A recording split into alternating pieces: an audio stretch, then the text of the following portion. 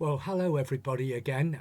This month's podcast is going to follow on from last month's, talking about the important areas of relationships. Now, whether we like it or not, as we grow up, when we're very young particularly, having people to support us, feel that we belong, not feeling isolated and on our own, going through life is very important. And when we're very young, close relationships with our mum and dad are so important, from when we can go right back to when we were born. So the early attachment that we have has to be very positive if we are going to be able to grow up in a positive, healthy relationship. And relationships involve, don't they, having positive, what we call role models. So if you're a young guy, then your relationship with your dad is so important that he's available to spend time with you. He's available to take an interest in what you're doing with your life.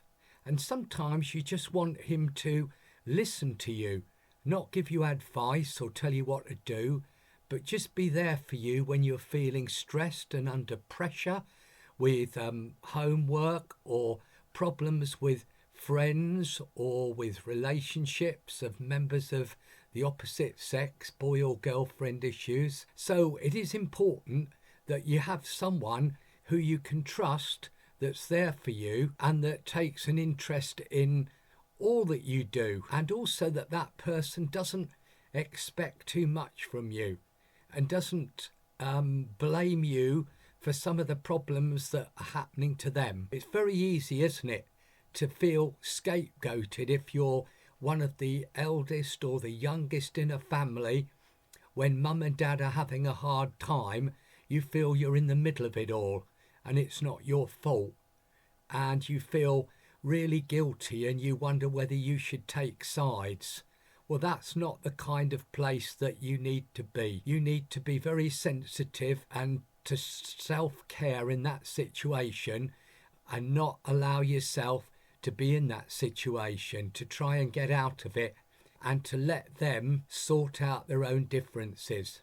Because there's nothing worse than having their stress when you've got enough pressure from school, from mates, from homework and other problems in your life. So the important thing as a member of a family is to feel valued as a young person for who you are. And that means that your thoughts can be expressed about everything, and that how you feel, that there is mum and dad there to give you time, to really care about you and to give you that praise and that feeling of feeling valued for who you are. And if you don't have that from your mum and dad, then you start to put pressure on yourself and feel that you've got to find it from somewhere else. And it's very difficult, isn't it, when you're in that position, because if you can't trust mum and dad, it's very difficult knowing whether you can trust anyone. So if mum and dad are letting you down in some way, it's important to try and explain that to them. And if they're not prepared to take you seriously and take that on board and listen, then maybe you need to find someone else, another adult, who you feel you can trust and talk to, like a counsellor, like a mentor, or maybe you've got a teacher at school that you can spend time just talking about how you're struggling at home because of the way your parents are going through difficult times. So these positive relationships in our family really help our self-confidence to grow and raise what we call our self-esteem. That makes us feel good about ourselves, and it helps us to know that mum and dad are interested in what we want to do and be when we leave school, and that they're giving us the freedom to explore that, and they're not putting pressure on us to make us feel we've got to do and be what they want us to be in terms of a career. So that's important, isn't it? That you have that space and that freedom to be able to choose and explore the kind of career or college that you want to go to, or university, yourself, without being pushed into it to please anybody else. Because otherwise we start to feel quite low in terms of our self-image. We start to feel depressed and anxious, and you don't want to get into that situation. And unhealthy relationships involve sometimes various kinds of bullying. So if you're going through a difficult time at the moment in the family, where it may not be just physical bullying from a member of the family, it might be verbal, where you are criticised and you feel you're treated as a thing and not as a person, that you feel in the middle of this family, nobody understands you, nobody listens to you, nobody takes you seriously, and you feel totally alone. Well, I would encourage you to find somebody, a counsellor, or someone who you can trust outside the family. Maybe you've got some older mates who you feel you can trust to be able to share these struggles with, so that you know that you're not alone.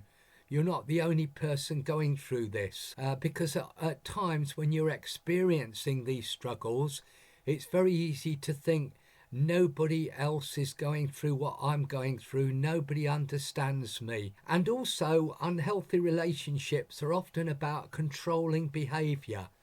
Maybe you feel controlled by older brothers and sisters. They blame you for everything. Maybe it's not just one of your parents.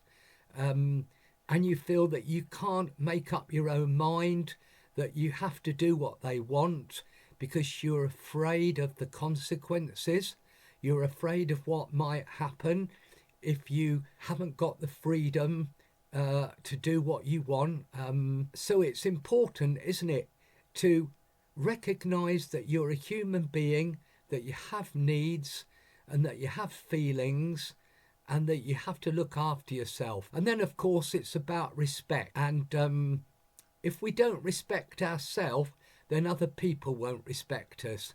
And if in the family we don't feel we're respected because we're not valued and taken seriously and heard, and we don't feel we're equal to everybody else and scapegoated and blamed for things we haven't done, then it's very difficult for us to respect members of our family.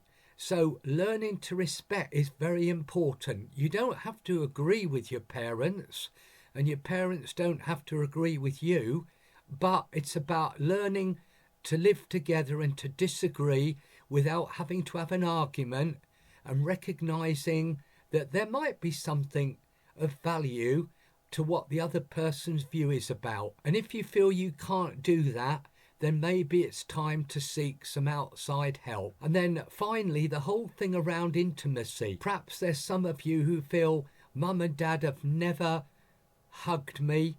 I don't really want to be hugged by anybody.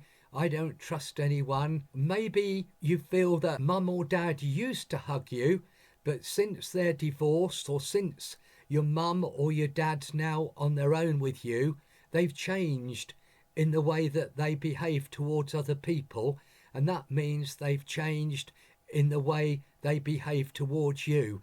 Maybe they used to give you a hug and put their arm around you and encourage you, and maybe they can't do that anymore because of the way that they feel they've been treated by another member of the family.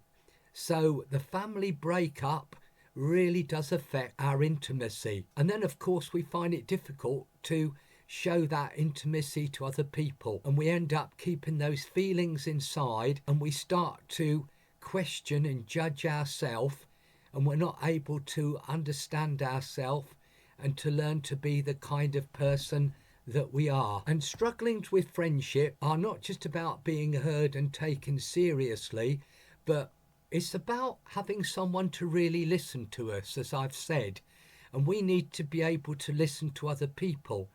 And if we're not able to listen to other people, and we always feel we just need to keep talking, that's because the stress and the anxiety from being in a family where things are not right, you feel that you need to really just unload all that emotional stuff to somebody else.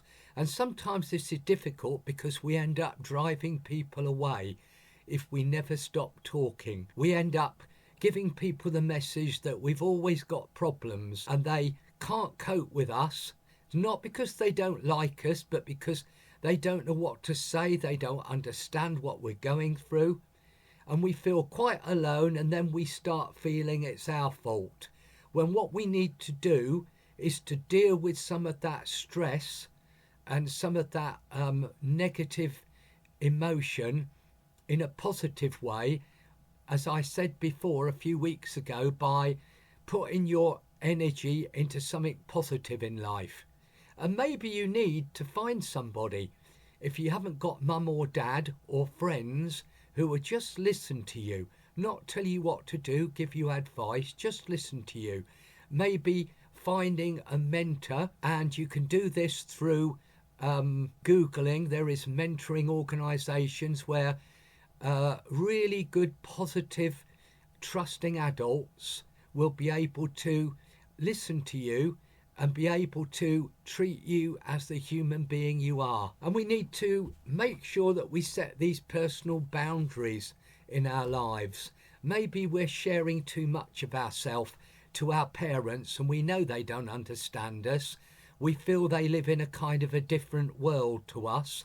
So we feel that whatever we talk about, it just gets into an argument, it doesn't go anywhere, and we're exhausted at the end of it. Well, maybe you need to think about not discussing everything with your parents, being very careful about what you talk about, but finding somebody who does listen to you, who you can talk to about these issues. And again, as I've said, maybe a counsellor or maybe a trusting adult from school, someone like a teacher, or maybe you go to a youth club and you've got a youth worker. So that's very important. And when we get our relationships right and we feel good about ourselves, then what we call our body language is positive.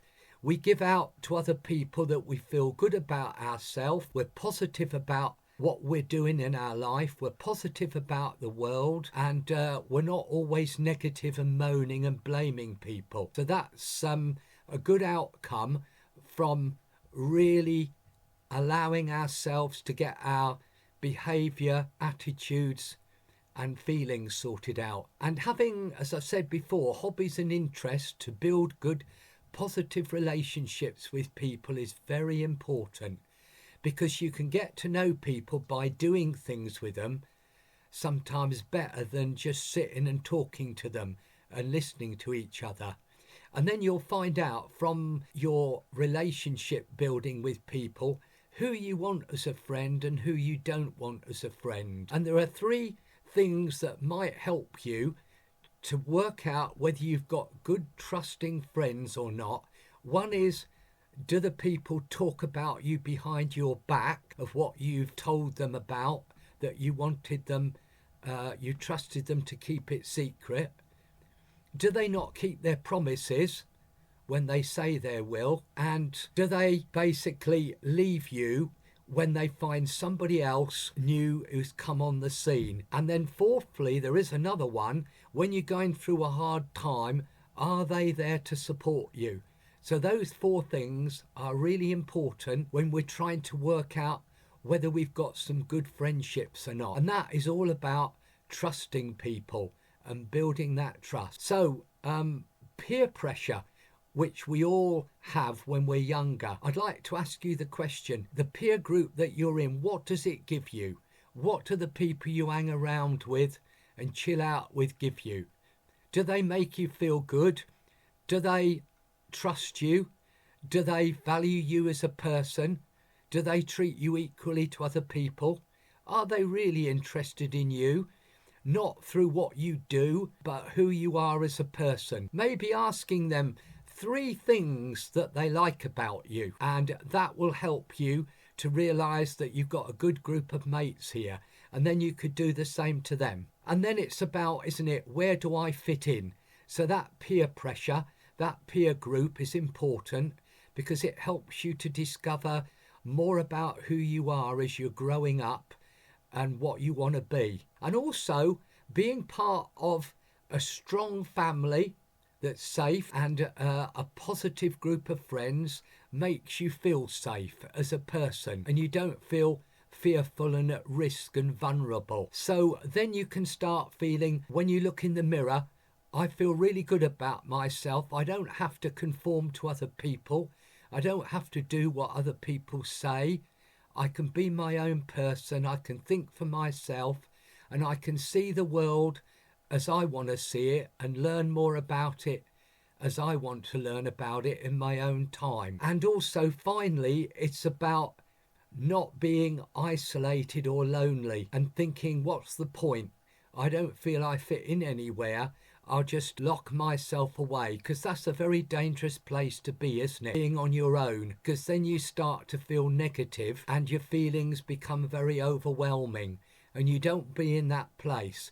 So however you're feeling, whatever you're thinking, whatever you're struggling with, you need somebody else to talk to, and you need somebody who you feel you can trust. So just to sum up then today, this whole very important area of our life, relationships, it's important, isn't it, that we've got mum and dad, brothers and sisters, or maybe stepdad, stepmum, if you've got a family that's no longer together, that they are people who care about you, spend time with you, value you, and take you seriously. And they're there for you when you're having a hard time. And protecting yourself from people who are trying to use you, take you for granted, and not valuing you for who you are, not being there at the time when you need them. And making sure that you are able to say what you feel and think without being criticised, and knowing that you can do that feeling safe without feeling guilty, and setting boundaries in your life as to who you talk to about what you say and when you say it, and being very careful about getting stuck into unnecessary arguments and people who are just negative and criticising you. And then finally, making sure that you've got a group of people who are friends, who really do care about you, who can be trusted, who are there for you when you're having a hard time. So I hope some of that's helpful. And if you do need further help, as I've mentioned before, counselling is available, and also some mentoring. Do look after yourselves. I hope you have a positive week and a good weekend as well. And I hope to talk to you again soon. Bye for now.